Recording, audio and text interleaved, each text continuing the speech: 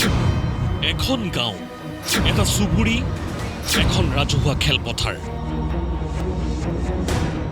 এটা ভ্ৰাম্যমান নাট্য দল আৰু তিনি পৰিয়ালক সামাজিকভাৱে বৰ্জনৰ লাজ লগা কাহিনী। এখন সমাজৰ ব্যক্তি হিচাপে কাহিনীৰ বিৱৰণ শুনিলে আপোনাৰো লাজ লাগিব। শুৱালকুছিৰ শিলিগুৰি গাঁও আৰু মহাকালটো চুবুৰীৰ মাজত সংঘাতৰ কাৰণ এখন ৰাজহুৱা খেলপথাৰ। উল্লেখযোগ্য যে অক্টোবৰ মাহৰ 18 তাৰিখে শিলিগুৰি গাঁৱৰ নিকটৱৰ্তী মহাকালতো চুবুৰীৰ ৰাইজে নিমন্ত্ৰণ কৰি আনিছিল এটা নাট্য দল। থিয়েটাৰখন অনুষ্ঠিত হোৱাৰ কথা আছিল এখন ৰাজহুৱা খেলপথাৰত, কিন্তু থিয়েটাৰ অনুষ্ঠিত হোৱা কিছুদিন পূৰ্বে আচৰিতভাৱে শিলিগুৰি গাঁৱৰ ৰাইজে খেলপথাৰখন খান্দি পেলোৱাৰ ভয়ংকৰ অভিযোগ। এই কাৰ্যক কেন্দ্ৰ কৰি সংঘাত গভীৰ হৈছিল দুটা পক্ষৰ মাজত। শিলিগুৰি গাঁৱৰ ৰাইজে সিদ্ধান্ত লৈছিল থিয়েটাৰ নচোৱাৰ।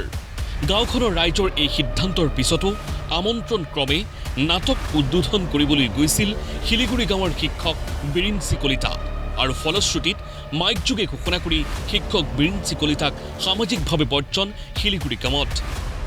মানৱতাৰ খাতিৰ ৰাখি এই থিয়েটাৰৰ মঞ্চখন উদ্বোধন কৰিছিলোঁ। তাৰপিছত থিয়েটাৰ 3 দিন চলিল। 5 নম্বৰৰ দিনা শিলগুৰি ৰাইজগৈৰহে গোপনীয়াকৈ তেওঁলোকে মিটিং কৰি সদস্যবিলাকক জনাই দিলে, চব মানুহকে ক'ব দিলে, আমাক হেনো মোৰ লগতে আকৌ 3 ঘৰ আছে সামাজিকভাৱে বৰ্জন কৰা হৈছে। মোৰ ঘৰত কোনো মানুহক যাব নেদে, মোক কাকো মাতিব নিদিয়ে, এনেকুৱাকৈ ৰখা হ'ল। আজি 1 মাহ 21 দিন পিছত তেওঁলোকে আৰু মাইকযোগে ঘোষণা কৰিলে।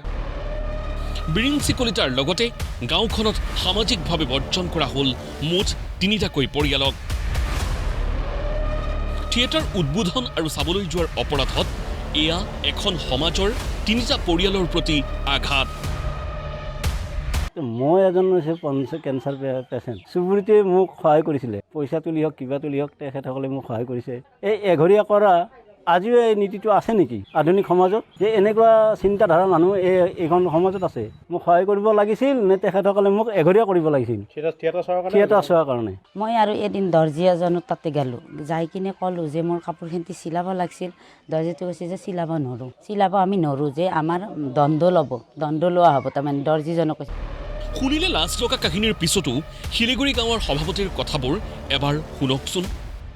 অপৰাধ বেলেগ নহয়, এখন থিয়েটাৰ মাতিছিল, কেইজনমান মানুহে তেওঁ তাত থিয়েটাৰ উপভোগ কৰিব আহিছিল, আৰু সেইকাৰণে আমাৰ ৰাইজৰ সিদ্ধান্ত আছিল এইটো, গৈৰহৰ কোনো সদস্য থিয়েটাৰত উপস্থিত চাব নোৱাৰে, আৰু সেইটো তেওঁ কথা উলংঘা কৰি মইমতালি আহি তেওঁ থিয়েটাৰ উপভোগ কৰি দোকান বজাৰ কৰাত আমাৰ বাধা নাই, কিন্তু তেওঁৰ ঘৰত আমাৰ মানুহ নাযায় আৰু আমাৰ ঘৰত আহিব নোৱাৰে। কাহিনী শুনি আপুনি হয়তো আচৰিত হৈছে। গাঁওখনৰ ৰাইজৰ এই সিদ্ধান্তৰ গ্ৰহণযোগ্যতাৰ বিচাৰ ৰাইজৰ হাতত। কথাবোৰ আপুনিও ভাবকচোন। শুৱালকুছিৰ পৰা পুলিন দাসৰ ৰিপৰ্ট, প্ৰতিদিন টাইম।